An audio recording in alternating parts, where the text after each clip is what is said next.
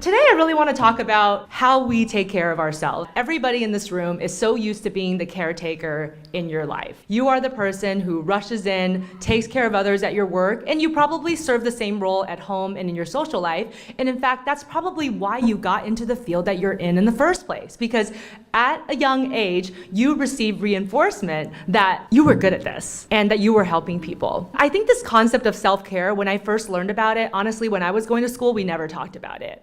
It was just silly and ridiculous. And when I was doing research for this talk, and I was looking up the most recent research on self-care, the first few things that came up on Google were how millennials were obsessed with self-care. Eye roll, right? Like, this is a problem.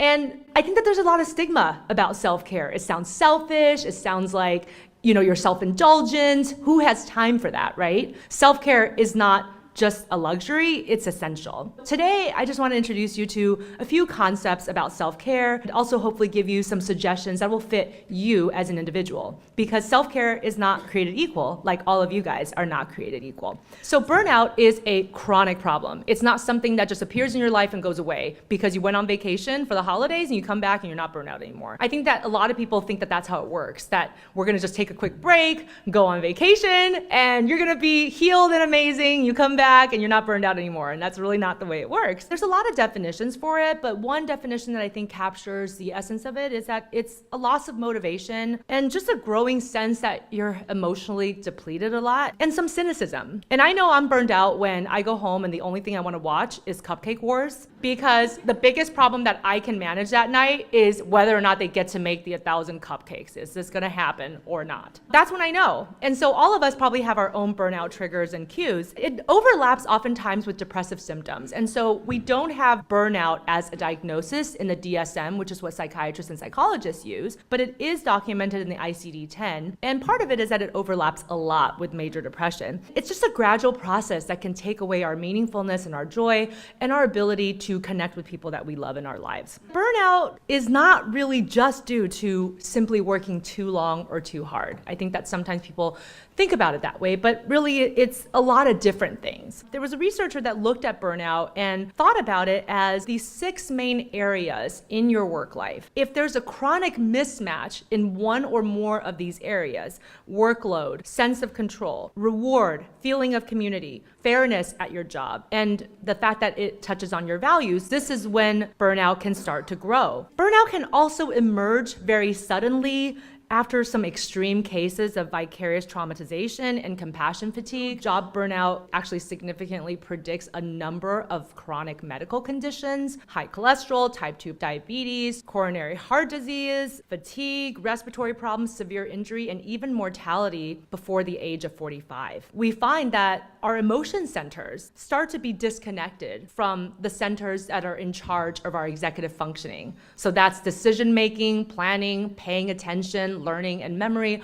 All of that gets disrupted. And our emotion centers become more overactivated too. So you have that sort of hypervigilance and startle reflex that's higher than the average population. In fact, stress and chronic burnout ages you. We all start to lose a little bit of our frontal cortex as we get older, but when we are subject to chronic burnout, it expedites that process.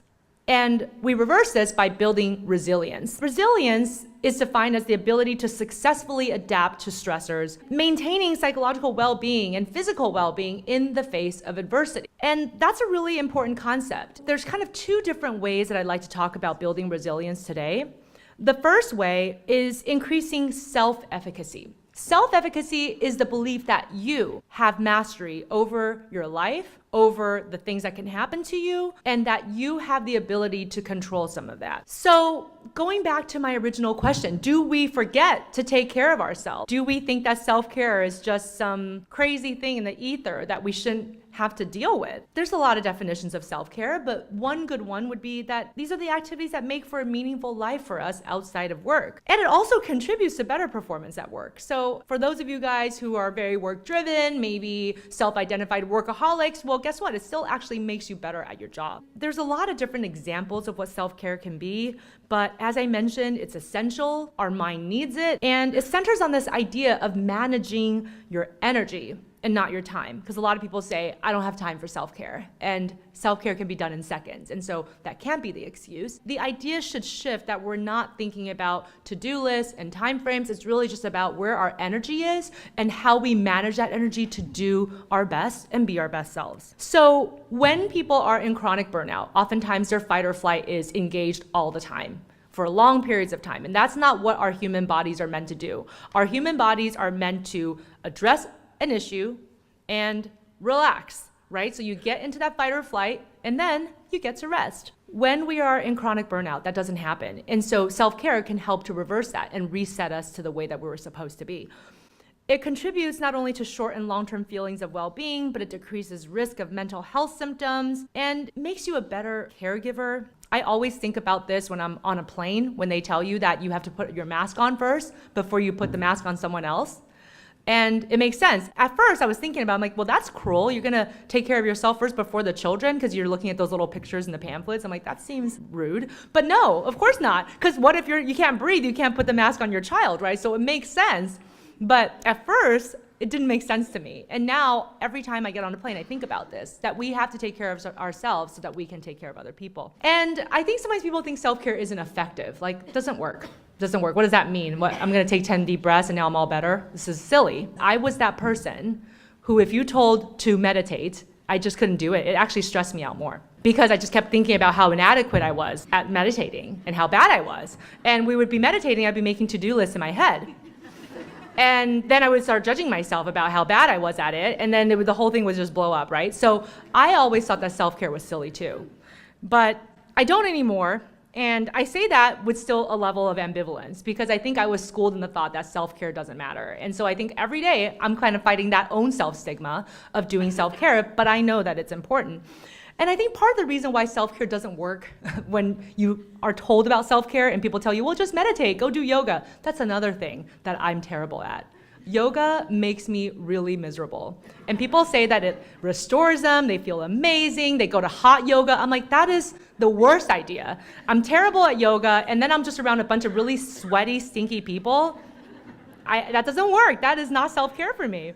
So self-care shouldn't be one size fits all, right? We're all different people. Different things help us, and different things we respond to. So we have different personalities, values, needs, and interests. And there's sort of these 6 categories of self-care that I want you guys to think about. Different activities in each of these 6 domains in your plan. Something emotional, something that helps you connect and reflect on your emotions. Something practical, something that basically represents tasks that you complete so that you can evade further stress. Physical self-care, taking care of your body. Mental, something that sharpens your mind, engages your thinking, helps you learn something new. And social self-care, being with other people, being with people you love and doing something meaningful. And finally, spiritual self-care. And this can be a lot of different things. Connecting with God, a higher power, nature, all of these things represent a spiritual level of self-care. So I want you guys to put together a plan that involves at least one activity in each of these 6 domains. Here's a sample plan for Panthers, right? Based on the strengths that we talked about and the things that you probably like to do.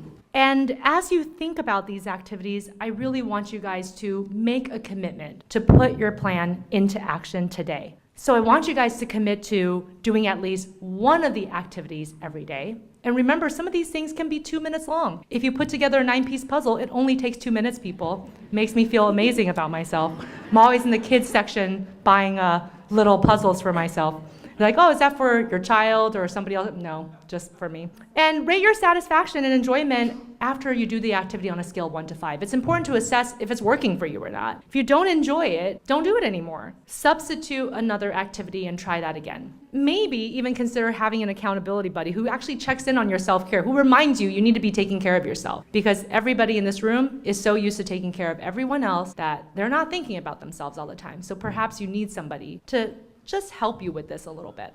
I just want to close by saying that self-care is essential. Don't give up on this idea of self-care just because you are busy, just because you don't know if you deserve it. Maybe you feel guilty. Maybe you think it shows weakness, because really it shows strength. If you do self-care well and you take care of yourself, it makes you so much better at your job, and it makes you a better father, a better mother, a better friend, a better wife, husband.